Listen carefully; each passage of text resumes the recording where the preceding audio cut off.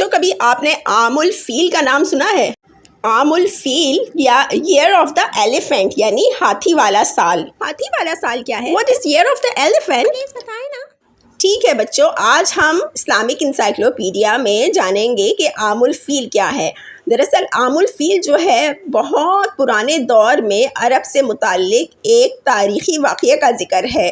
یہ واقعہ اس سال کی یاد دلاتا ہے جب مکہ مکرمہ پر ابرہہ نامی ایک بادشاہ نے اپنے ہاتھیوں کے لشکر سمیت حملہ کیا۔ اور اگر بچوں آپ لوگوں نے قرآن کریم پڑھنا یعنی سپارہ پڑھنا شروع کر دیا ہوا ہے ابھی تک، تو آپ لوگوں کو بتا دوں کہ جو 30واں پارہ ہے نا قرآن کریم کا، اس کی سورہ الفیل میں اسی واقعے کا ذکر ہے۔ بچوں آج کل جس ملک کو ہم سعودی عرب کہتے ہیں نا، یہ ایک زمانے میں حجاز کہلاتا تھا۔ اور آپ لوگوں کو یہ بھی معلوم ہے کہ ہمارے نبی کریم حضرت محمد صلی اللہ علیہ وآلہ وسلم حجاز ہی کے مشہور شہر مکہ میں پیدا ہوئے تھے۔ لیکن آپ لوگوں کو یہ بتا دوں کہ یہ جو واقعہ ہے یہ ہمارے نبی کریم صلی اللہ علیہ وآلہ وسلم کی پیدائش سے بھی پہلے کا ذکر ہے۔ اور آپ لوگوں کو یہ بھی معلوم ہے کہ جب ہم سارے مسلمان حج یا عمرہ کرنے جاتے ہیں تو وہیں جاتے ہیں، اور اس کی وجہ یہ ہے کہ وہاں کعبۃ اللہ ہے، بیت اللہ جسے کہا جاتا ہے، یعنی اللہ کا گھر بھی کہا جاتا ہے اسے، کیونکہ اللہ تعالیٰ نے خود اسے یہ نام دیا ہے۔ اور اللہ تعالیٰ نے یہ بھی کہا ہے کہ جو بھی مسلمان جب بھی نماز پڑھیں تو وہ کعبۃ اللہ کی طرف منہ کر کے ہی نماز پڑھیں۔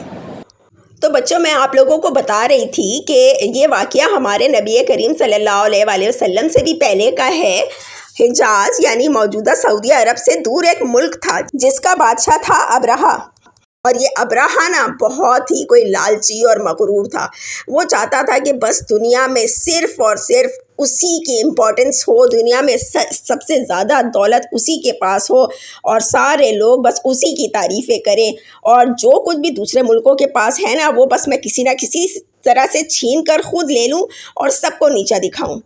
وہ بیوقوف بجائے اس کے کہ اللہ تعالیٰ کا شکر ادا کرتا کہ اللہ نے اسے ایک ملک کا بادشاہ بنایا ہے، لیکن نہیں، وہ تو ہر وقت جیلس ہوتا تھا، اور خاص طور پہ وہ مکہ والوں سے تو بہت ہی زیادہ حسد کرتا تھا۔ اس کی وجہ پتہ ہے وہ کیا سوچتا تھا؟ یہ سوچتا تھا کہ اگر ان مکہ والوں کے پاس کعبہ نہیں رہے گا تو ان کی مکہ والوں کی ساری امپورٹنس ہی ختم ہو جائے گی۔ اور یہ جو ان کا بزنس اور ٹریڈ ہوتی رہتی ہے نا، ٹریڈ آپ لوگوں کو معلوم ہے کہ جب ایک ملک سے دوسرے ملک میں لوگ جاتے تھے اس زمانے میں، تو وہ اپنی چیزیں لے کر آتے تھے اپنے اپنے ملکوں سے، اور وہاں جا کے بیچتے تھے، اور پھر جو مکہ میں جو لوگ ہوتے تھے ان کی جو چیزیں ہوتی تھی وہ انہی لوگوں کے ہاتھوں، وہ جو وہاں پر حج کرنے آیا کرتے تھے ان کے ہاتھوں بیچتے تھے، اور وہ دوسرے ملکوں میں ان کی تجارت جایا کرتی تھی۔ اس ٹریڈ کو کہتے ہیں تجارت، یعنی سامان خرید و فروخت کرنا۔ اور آپ لوگوں کو پتہ ہے کہ ٹریڈ یا تجارت تو اب بھی ہوتی ہے سارے ملکوں کے درمیان۔ اب یہ ابرہہ جو ہے جی، اس نے تو بھائی بڑا اپنی طرف سے لاؤ لشکر اس نے تیار کیا، بڑی ساری اس نے فوج تیار کی، اور جو ہے فوج کے اندر آپ کو پتہ ہے کہ اس زمانے میں نہ ہیلی کاپٹرز ہوتے تھے، نہ ایئر پلینز ہوتے تھے، نہ ٹینکس ہوتے تھے، تو اس زمانے میں لوگ یا گھوڑوں پہ یا خچروں پہ یا پھر ہاتھیوں پہ جو ہے نا وہ فائٹ کیا کرتے تھے، ان پہ سوار ہو کے جنگ لڑتے تھے۔ تو اس نے اپنی طرف سے سمجھا کہ او بھائی بھلا ان عربی گھوڑوں کا میرے ان پاورفل قسم کے ہاتھیوں سے کیا مقابلہ، اور میں تو بس ان کو شکست دے دوں گا اور ان کو تہس نہس کر کے رکھ دوں گا۔ بس یہ اکڑتا دھکڑتا فوں فاں کرتا جو ہے وہ مکہ مکرمہ کی طرف روانہ ہو گیا۔ آخر کار جب وہ مکہ مکرمہ میں پہنچا اور بیت اللہ کی طرف بڑھنے لگا تو کچھ ایسا حیرت انگیز ہوا کہ دنیا آج تک اس بات پر حیران ہوتی ہے اور آج تک اس واقعے کو یاد کرتی ہے۔ اللہ سبحانہ تعالیٰ نے اپنے گھر کی جس طرح حفاظت فرمائی اس کی مثال نہیں ملتی۔ بس سمجھو کہ ابرہہ تو ٹھہر ذرا، تیرے ان بڑے بڑے ہاتھیوں کے لیے تو اللہ کی طرف سے بھیجی گئی یہ ننھی سی چڑیاں ہی کافی ہیں۔ اللہ سبحانہ تعالیٰ کے حکم سے چھوٹے چھوٹے پرندے جنہیں ابابیل کہا جاتا ہے، یہ آپ لوگوں کے ساتھ میں نے ان کی پکچرز بھی شیئر کر رکھی ہیں، انہیں انگلش میں سوالوز کہتے ہیں، اور یہ چڑیا ہی کی ایک قسم ہے۔